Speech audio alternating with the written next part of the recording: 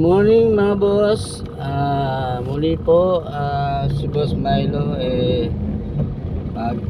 mag-upload ng ating video sa araw na ito. Time check po tayo, no?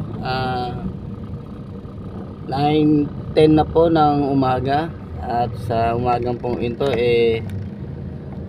nandirito po tayo sa Letre, Malabon. Dito po tayo napadpad ngayon sa Letre, Malabon.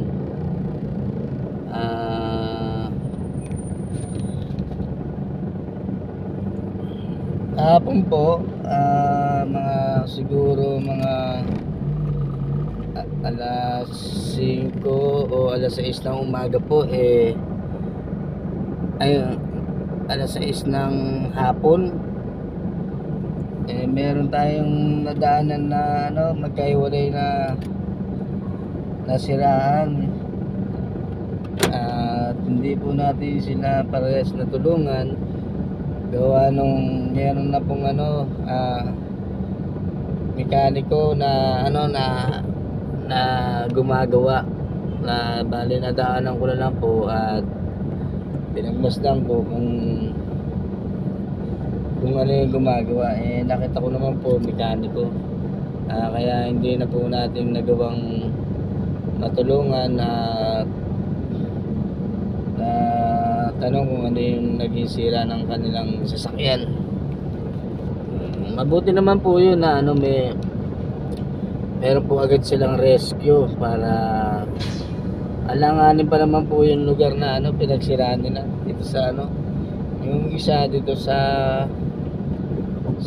Quiapo at yung isa naman dito sa Banawe sa maparehas yung pasumi po ng wrecker. Buti na lang po meron silang nakuwang mekaniko agad at nakita ko na po gumagawa-gawa na po yung yung mekaniko. Hindi na tayo magawang mang-alok ng tulong sa kanila. Ayun.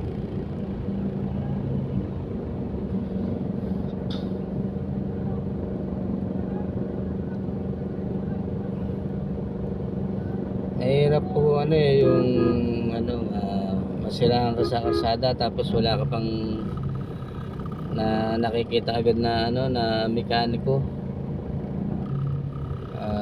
Buti na lang yung dalawang nakita natin na nasiraan nakapag agad hanap ng manggagawa. So sa umaga pong ito mga boss muli po at ako inyong samahan sa aking pakikipagsapalaran sa maghapon sa ating kakalsadahan. Naway patnubayan po tayo ng Punay Kapal at bigyan tayo ng magandang biyahe sa araw na ito. Kahapon po umuwi po ako ng maaga gawa nung wala pong pasahero. Bali nakaano lang po tayo, boundary. Hindi tayo pinalad na magkaroon ng magandang biyahe kahapon. So mga boss ulitin ko lang po ulit yung dapat gawin natin sa ating sasakyan sa araw-araw na sinasabi ko paulit-ulit. Mahalin po natin yung ating sasakyan para hindi tayo magkaroon ng aberya pag tayo aalis at may pupuntahan na medyo malayo. Checkin po natin yung mga gamit, yung mga dapat checkin sa ating mga sasakyan, tulad nga po ng langis, tubig ng radiator at fan belt ng makina, brake fluid ng brake master, at hangin ng gulong, at yung lisensya po natin. Yan, yung mga binanggit ko, no, lagi ko po yung sasabihin sa inyo para lagi yung maaalala na kung ano yung dapat yung gawin sa inyong sasakyan. Kasi po, pag hindi nyo po ginawa yan, sampa lang agad kayo sa inyong sasakyan, hindi nyo alam na wala na pala kayong langis, tubig, brake fluid, tapos malambot yung mga gulong, magiging abala pa po sa inyo yan pag kayo nasa biyahe na. At mga boss, no, pag ako laging bumabiyahe, gawa nung lagi kong bitbit yung mga accessories na ating pantulong sa mga kapwa natin driver o motorista.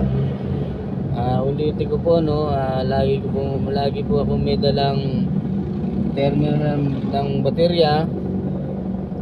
Pag nasisiraan o napuputukan ng terminal ng baterya o napuputputan na, at scanner para sa mga gustong malaman kung ano yung lumalabas na check engine, at jump start po para sa baterya pag nalobat. Meron nga rin pala akong dalang gas para po sa motor na hindi umaabot sa sa mga gasolinahan, at sila po ay aking madalas na nasasalubong. Ang dahilan, gasolina. Hindi po nila napapansin na wala na pala silang gasolina, or hindi sila nakapagkarga ng gasolina, nakalimutan nila. So kaya po nag-provide na rin po ako ng gasolina, kasi nakakaawa rin po yung mga motor natin na nakikita na nagtutulak. Gasolina ang nagiging sanhi ng kanilang pagtutulak ng kanilang sasakyan. Ano po. So muli po, no, pag nadaanan nyo po yung aking YouTube channel,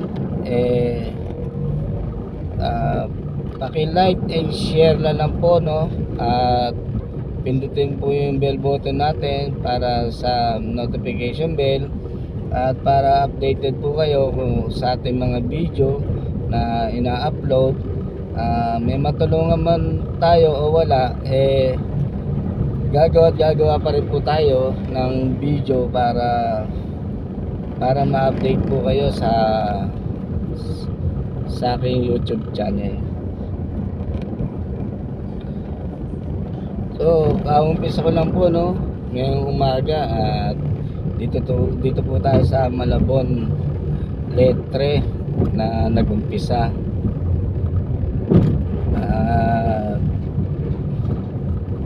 Sana po tayo rito, makachamba ng pasahero.